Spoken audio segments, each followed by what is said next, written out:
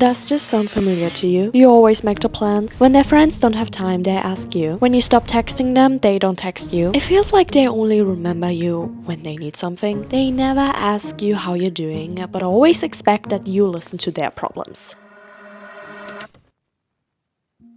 My whole life I always feel like I was just a backup friend. I never really had a friend that I would call my best friend or they would call me their best friend. I had this one person and I thought we were really close friends. We've been knowing each other for years, but I realized that I was always the one that texted first. And at that time I also didn't think about it much because she usually always said yes. And we shared also so many thoughts you normally wouldn't just share with a casual person. But then one day I just stopped texting her first, and guess what?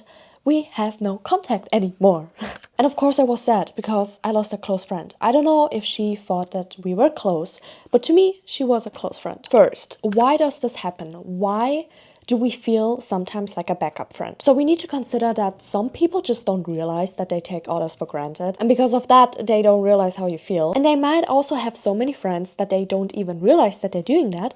Yes, believe me, that is true. I've known a person like that. I was like, what? I want to have your problems. It also could be that they are used to you being available, so they don't prioritize you. Or they don't see the friendship the way you do. I used to be more on the people pleaser side, so when somebody asked me, hey, do you have time? I always said yes. Like 99% I always said yes because I thought, hey, when will it be that they will have time again, right? So because they are so busy. So before we discuss what you can do about that, you should ask yourself these questions. Do I feel happy when I spend time with that friend? How often do they call or text first? How do I feel after meeting this person? Am I the only one that makes the plans? Do I trust this friend to support me when I'm the one that needs help? Do I feel like I can say no to them without feeling bad? If you answered most of the questions negative, here are the steps you can take. Wow! This video is really hard for me though. First, talk to them and tell them how you feel. I noticed that you only call me when others don't have time.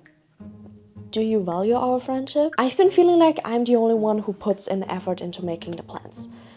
Do you even want to hang out with me? Or like, please be honest with me. I feel like I'm often your last option when it comes to making plans. It kind of makes me wonder if our friendship is as important to you as it is to me. So you opened up to them. And now, guys, really important. Action speaks louder than words. If they don't change something after you opened up to them, set boundaries. Also say no. Like, don't just meet them when it's convenient for them. If that other friend doesn't have time for your friend, so your friend wants to meet you, like, no, that is so disrespectful. Like, I'm not gonna meet you. Go away. Limit how much time you invest in people that don't invest in you. Or let them go, even though it's hard. But you know, you deserve friends that value you as much as you value them. I value you. Come here. Give me a hug. I'm just hugging my phone right now, but focus instead on healthy friendships. So if your friend hasn't changed, it's time to let them go and to look for new friends and new connections. How? Go to a bookstore, approach a person there, or in the gym. You can also download Bumble Friends. That is like a dating app, but just for friends. Just find new people to hang out with. Also, let me know if you want a video about how to approach people, because, spoiler, guess what? I used to be so bad with approaching people. I still kind of am, but it gotten better. If you want to know the tips that helped me going from really bad to just bad, let me know.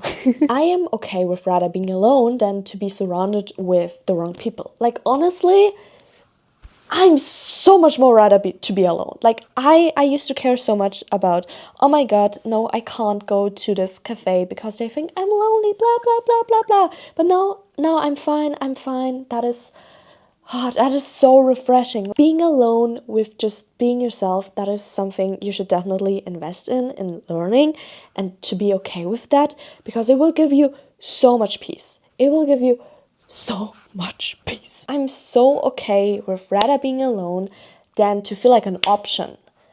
Feeling like an option is the worst.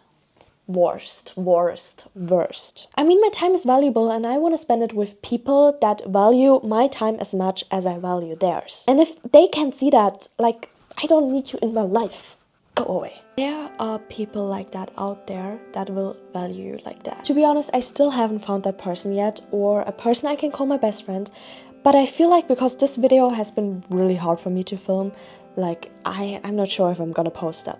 But I think I'm just gonna post it. I think that is just the lesson I needed to learn. Letting go is hard, but it will open so many doors for so many new people and so many amazing friendships. Like, I just feel like there are so many amazing friendships coming into your life.